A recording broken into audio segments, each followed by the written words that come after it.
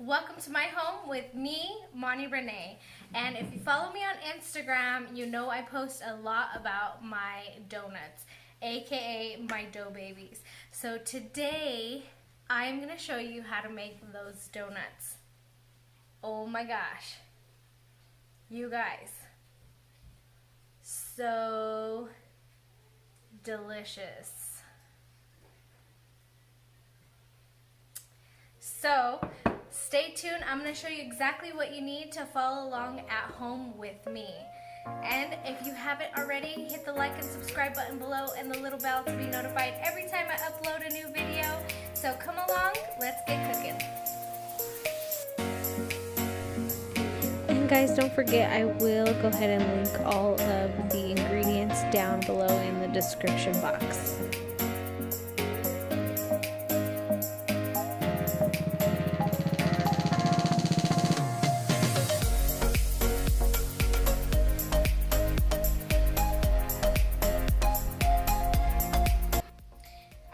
Let's talk about activating our yeast. So this is the yeast that I use, and then I actually have a scale here, and I weigh out all of my yeast. So this is about 6 ounces of yeast. You want to make sure that your milk is at 110 degrees Fahrenheit, and that's about the consistency of a baby bottle on your wrist for all my moms and dads out there. So the easiest way to do this is at your local grocery store, find your active dry yeast in your baking section. It'll come in a 3-pack. You'll want to use 2 of those envelopes for this recipe. You will also find the rapid rise yeast in that section as well. So you want to make sure that you don't grab those, because I've tried that and it just doesn't work. For this one.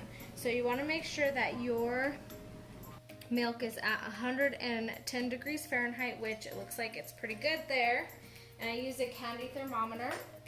And then you're going to want to feed your yeast. So what I do first is I actually take about a teaspoon of sugar. So this is a half teaspoon, but I'm going to do it twice. So that's about a teaspoon of your sugar. And then you're going to want to pour in your yeast. And then you're going to want to give that a good stir to make sure everything's broken up and you don't have any clumpy yeast in there. And the sugar is actually feeding the yeast to make it activate. So you want to let this sit off to the side for about 7 minutes or so that way your yeast can go ahead and activate, and you know that it's ready because it gets bubbly and you can smell the yeast. It's nice and bubbly on top, and I'll show you what that looks like in 7 minutes. But let's go ahead and finish off the rest. So I like to melt my butter, which I already did, and my lard, which I already did, once I'm done getting the yeast combined. And then I will put all my dry ingredients into this bowl, and I'll just give that a good mix before I put this in my mixer. So I am going to use a stand mixer today. My dough hook broke, so I am going to be using my paddle attachment, which I've used plenty of times and it's always worked for me. Alright, so you have your dry ingredients. You're going to want to set that aside. And if you don't have a stand mixer, it's okay. You can go ahead and knead this on your countertop like you would any other dough. Okay guys, so the yeast is all active. Look at that. If you give it a shake, it's like a jelly on top, and it's foamed, and you can smell the yeast in there. So one tip that I have learned is to add all your wet ingredients first and then do your dry ingredients. So I have my paddle attachment here. I'm going to start with my eggs, my lard, and my butter.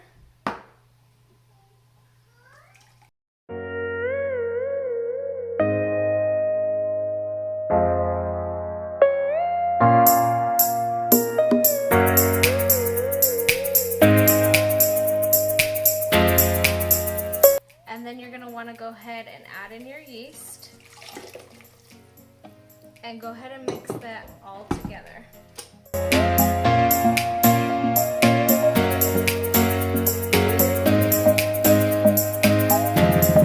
So now we're gonna start adding in our dry ingredients. And I'm gonna get about half of my dry ingredients into the bowl.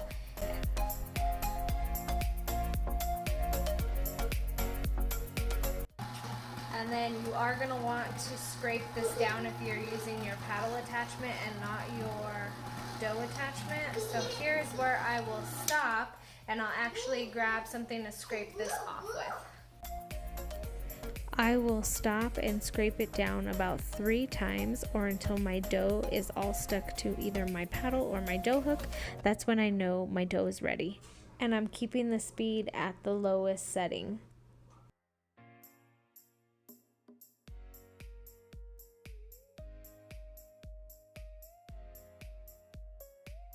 Alright guys, so I took it off my paddle and I got it all in the bowl. So I'm going to clean this up really fast, and then I'm going to show you what the next step is. Alright friends, so my next step that I do is I lay just a little bit, like tiny bit of flour. Because if you overdo the flour, it's going to make the dough not so wet, and then it's just not going to rise right. So I have my dough here, and I'm actually, so if I'm making this for a client or whatever, I will be using gloves. But I wash my hands, and I'm making this for my family. So I'm just gonna scoop this out of my bowl, and then I'm just gonna knead it like you would any other dough. And you don't need to knead it that much because it's pretty good there. That's about it. It is a great consistency, if you can see that. Oh my gosh, this smells so amazing already. You are gonna get the bowl that you had your flour in, and what I like to do is just grab a paper towel. Okay, so just grab a paper towel and your oil, and I just wet my paper towel just a little bit like that, and then I am going to just run that on the bowl, and then I'll get my beautiful dough that I have ready to sit and rise, and I will just put that in my bowl. I'm going to cover this with plastic wrap, so I'm covering it with my plastic wrap. I might have said parchment paper earlier. I didn't mean parchment paper. I meant plastic wrap. And you make sure that's nice and tight so the heat stays in, because you want it somewhere nice and warm so it can double in size. And this can take about an hour to 3 hours, so don't rush it. Let it rise on its own. And you'll also want to cover this with a lint-free kitchen cloth. And place it somewhere warm, like the microwave. Alright friends, this is what my dough looks like after I let it sit for 1 hour in the warm microwave. So I'm going to take off my plastic wrap. Ooh, oh my gosh. This looks so beautiful. It's so beautiful. I'm actually not going to throw away my plastic wrap. So I'm only going to make half of this dough today to show you how to make donuts, because I'm also going to show you in another video what else you could make with these donuts, and I will link the videos together. But first, you're going to want to deflate your dough. Oh my gosh, look at that. How beautiful that looks. So I typically do not put flour down when I roll this, because this is just, it's sticky, but not sticky where it's going to stick to things. So it's just going to peel right off. It's peeling right off of that bowl. So I'm actually going to cut this dough in half in the bowl. And I will take half out. I'll place that there. I'm going to cover this and set it off to the side. And I'm going to actually continue to put this in a warm spot until I am ready to use it to make my next delicious thing I'm gonna make for you. Cover that and stay tuned because it's actually gonna be cinnamon rolls. Alright guys, so you're gonna need a rolling pin and your beautiful dough. Oh my gosh, this is just the consistency of the dough. And it smells amazing already. So I'm gonna roll this out.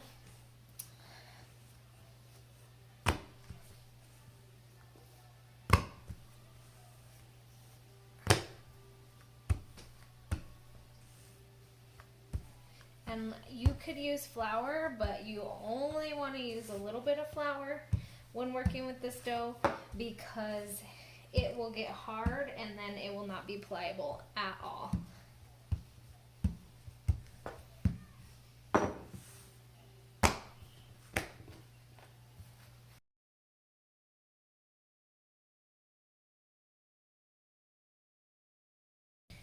Alright, so that's about the consistency I want of my dough. So this is about a 1/2 inch thick around, and I just rolled it out to a square. I use this, it's a cookie cutter. It's from, let me see if I can read it, Sweet Creation, and then it says ball on there. I'll try and find it and link it in the description box below. But I just cut out my circles, and this is smaller than a traditional dough. This one's my favorite, especially if you don't want to like overeat your donuts. This is just like a perfect size, and I love the little handle on top. All right, so I got 9 donuts out of that half, and then Alright friends, so you'll want to go ahead and put them on a baking sheet covered with parchment paper, and then cover those with a paper towel while you continue cutting out your circles.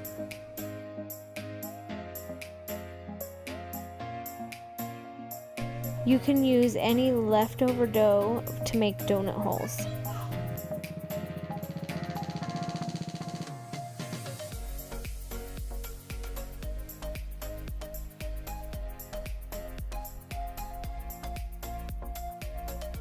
Alright friends, I'm going to go ahead and cover them with paper towels and then a lint-free cloth.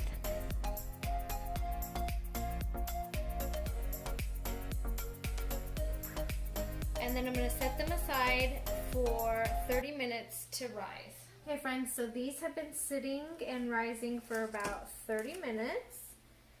And this is what your dough babies should look like. They doubled in size and they are just so beautiful. And I don't like being wasteful, so hang on to your paper towels. Don't throw those away because I'm going to show you what you're going to need them for in the next step. So while I let my oil heat up, you are going to just put those paper towels that you had, pop them in a bowl, so that way you can, once you're done frying, you can put your donuts in here so it will drain the excess oil out. And you'll also need something to flip and remove your dough babies out. So I like to keep these right next to me on the stove. I also have a wooden spoon, and once your oil starts bubbling around the edges, I'll show you what that looks like. That's when you know that this is 350 degrees. And okay guys, so now it is starting to bubble around my wood stick. I just want to remind everybody, don't have your kids around while you're doing this because it can be very dangerous. So once your bubbles start bubbling around your wood stick, you want to turn down the temperature to about a medium-low temperature. Mine is at a 2. I don't know if that means anything to anybody, but that's what I have mine set at while I fried my dough babies. So how I drop in my dough is, so I picked up my dough like this. This was sitting on the pan and this was the top part. It has a little harder skin and this is a little softer. So what I do is I like to put it in upside down. So this was on the pan like this. So when I pick it up, I actually put it in the oil like this. So I'm just gonna check my oil again. We are good to go. I went ahead and adjusted the heat and brought it up to a 4, which is about a medium heat.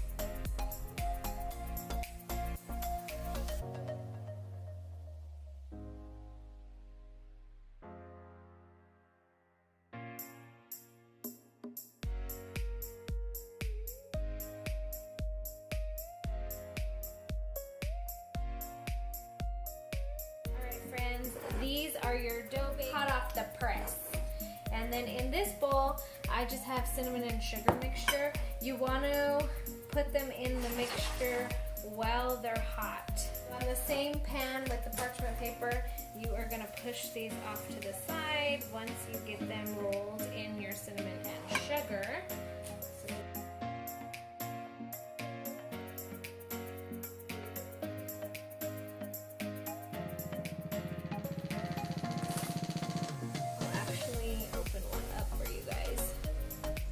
Look at how soft. Oh my gosh. Ah, so good. I'm gonna set that one aside.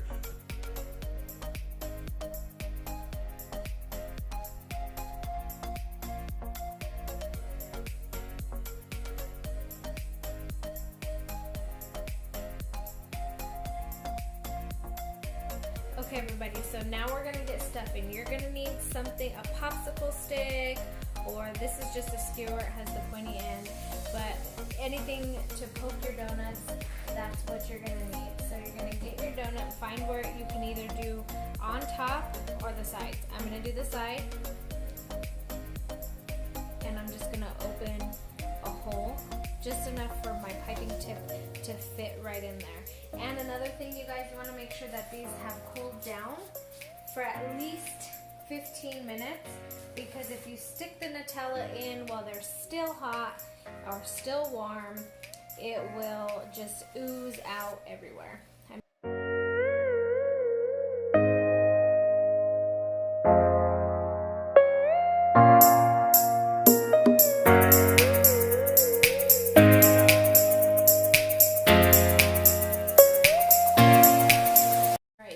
So I cut the tip off of my piping bag,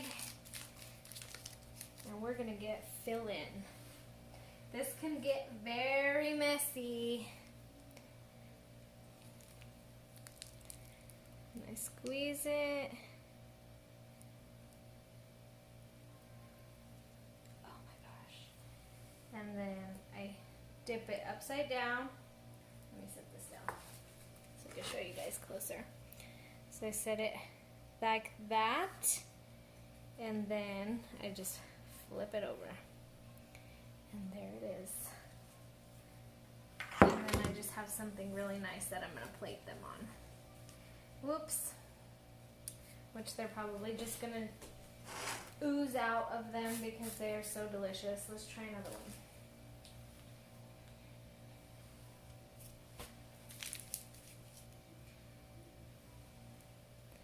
You're going to insert your piping bag.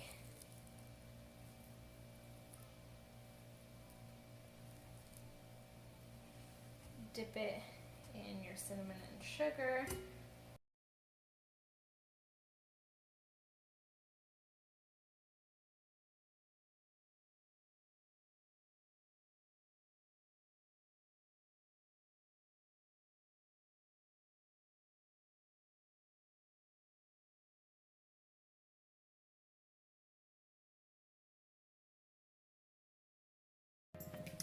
Alright friends, there you have it. My beautiful Nutella stuffed dough babies that are absolutely delicious. We're going to taste one right now.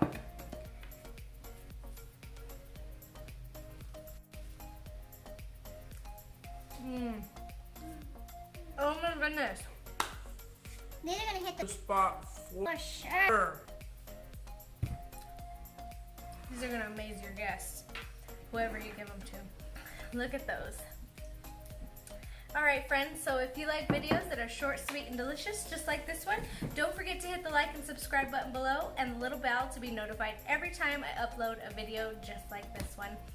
Oh, and if you follow me on Instagram, don't forget to tag me at my home with Monty Renee. I'll leave my handle below so you can show me your delicious creations because I love to see what you guys create. Thanks for watching, guys. See you next time.